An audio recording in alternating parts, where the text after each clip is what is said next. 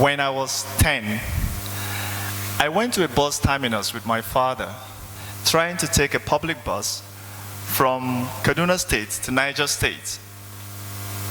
A young lady appeared carrying a small handbag. She wanted to travel with us, and so she crept in and sat next to my father and me. I noticed that the bus conductor had a quick conversation with the driver in whispers. Thereafter, he walked up to the woman and spoke in pidgin English. "Madam, now 2-person money you go pay. This seat no fit contain another person." Now, what does that mean? She came alone but was asked to pay for 2 passenger spaces. Now, our seat was meant for 4 passengers, but upon visual inquiry, I noticed that the entire space had disappeared, even though there were just 3 of us. And so I began to deduce the bone of contention. Now, a long argument ensued between the woman and the conductor. At the end of it all, she never made the journey with us because she couldn't pay for 2. That day, I decided that, come what may, I was never going to allow myself to be overweighted because I didn't want to pay for 2. By and by, I realized that being overweighted was not the only size discrimination that one could experience. There were more, and I've had a slice of it. What was the point of this anecdote? It is to draw our attention to how most people are treated based on their sizes, otherwise known as sizeism. Now, what is sizeism? According to Wikipedia, the online encyclopedia, sizeism, or size discrimination, is prejudice directed at people based on their sizes. Now, this could come in form of refusing to hire someone considered to be too tall or too short, or treating overweight or underweight individuals with disdain. Now, research has shown that weight and height, a form of sizeism, is among the 4 most experienced forms of discrimination in the world. Others are gender, age, and race discrimination. Now, when I was a child, I always had my father's friends calling him Dogo. In fact, his kinsmen with whom he attended a village meeting called him Odogo, the corrupt version of the word Dogo, which in Hausa language means a tall person. You see, I knew the meaning of Dogo, but what was not clear to me was whether or not the name was part of my father's name, until some of my primary school classmates began to call me Dogo. In fact, some even called me electric pole and all manner of unprintable names. You see, growing up, I was always taller than my peers, my friends, my classmates and all. But I did not appreciate being called a name other than the one my father gave me. It felt discriminatory. And so I did not understand why my father had absolutely no worries about a name calling I considered a kind of body shaming. And so I constantly kicked against it. But the more I kicked against it, the merrier a game it became for my oppressors. And so the name Dogo became an instrument. It was an instrument of taunting. It was an instrument of appeasement. It was an instrument of shaming. It was an instrument of salutation. It was an instrument of oppression. It was different instruments to different individuals. In fact, sometimes when I got into a fight with some of my peers, they will issue threats like, "Don't allow your height to deceive you. I will deal with you." Or in pidgin English, "You think say you tall, Abi? I go use point to reduce your height." You know, my secondary school seniors also didn't help matters. In fact, they forced me to play the basketball game instead of a football game. So The football game was actually my preferred game at that time, but I was forced to play basketball instead of football. In fact, they told me that I was wasting my height on the football pitch instead of putting it to good use on the basketball court. My teachers, some of my class teachers also had a share in this. They made me to constantly sit at the back of the class so as not to obscure other people's or other students' views. But when it came to wiping the chalkboard, I was sought after for my height. It felt like being used and dumped. Today, the name calling continues in different forms. Sometimes in silent whispers or glances, full of unspoken words. Other times, in more daring declarations.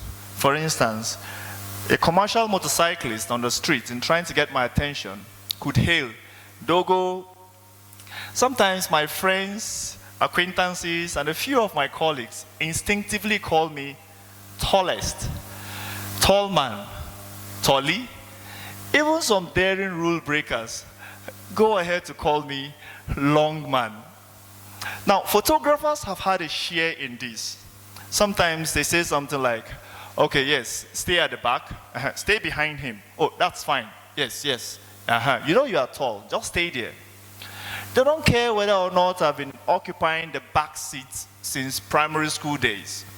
In fact, if I must stay in front, it will be by squatting or by sitting on a chair, on a low chair.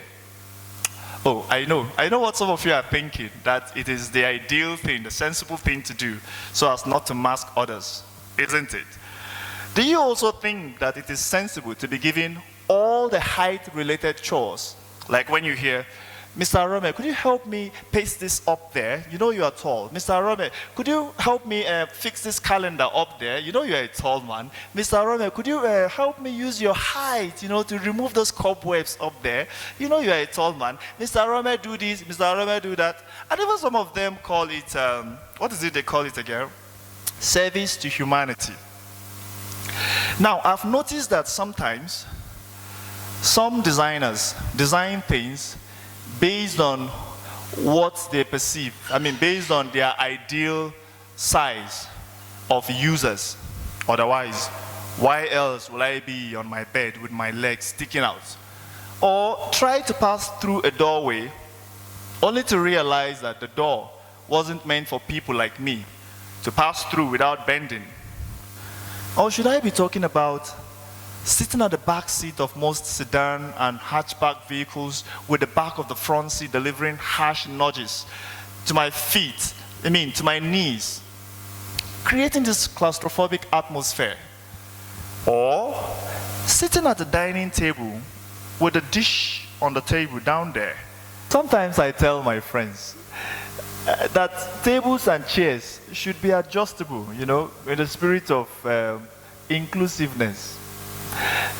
Now, being tall means having long legs, long arms, and, wide feet, all of which puts me in a precarious state when it comes to getting the right sizes for my shoes, my trousers, and my shirts.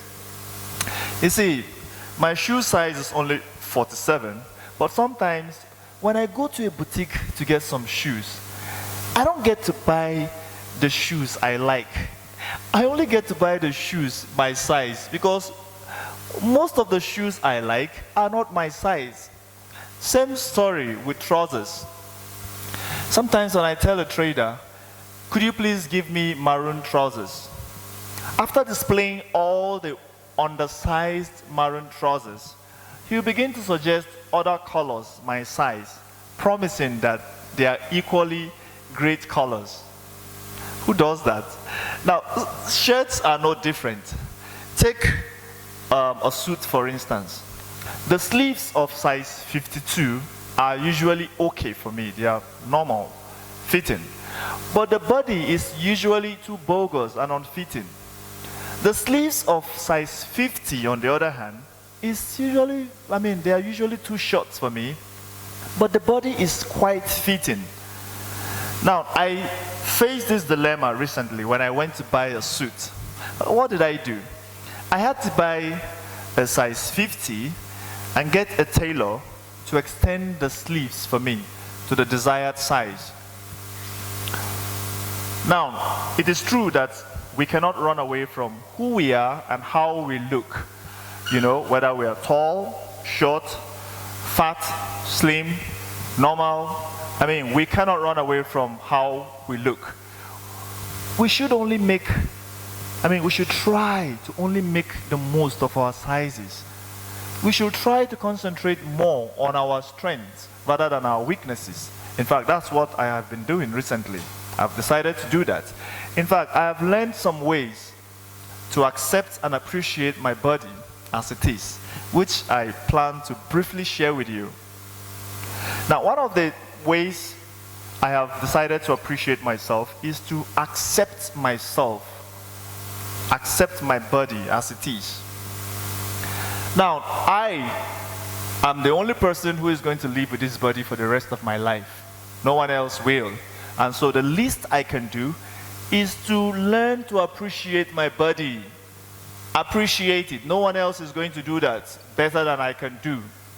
Another thing I've decided to do is to make positive confessions, to practice positive confessions. I mean, I am wonderfully made.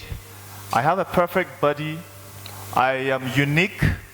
In fact, my fingerprints are very unique. I'm the only one who can produce these fingerprints. No one else can. Another thing I have decided to do is to wear clothes that I feel great in. You know, some clothes that I feel great in. There's no pressure, no competition. What fits you might not actually fit me, so I should identify the ones I feel great in and feel comfortable in and wear them. Now, lastly, I've also decided not to compare my body with others. My body is mine, yours is yours. Variety is the spice of life. Imagine a world where everyone is of same height, same weight, same face, same expression, and all of that. I know what you're thinking. Monotony and boredom. So, life would be monotonous and boring. So, variety is the spice of life. We need to make do with what we are, with who we are, and what we look like. Now, I'm going to leave you here with the words of the Mexican-American actress, Salma Hayek. And I quote, "People often say that beauty is in the eye of the beholder. And I say that the most liberating thing about beauty is in realizing that you are the beholder." Thank you.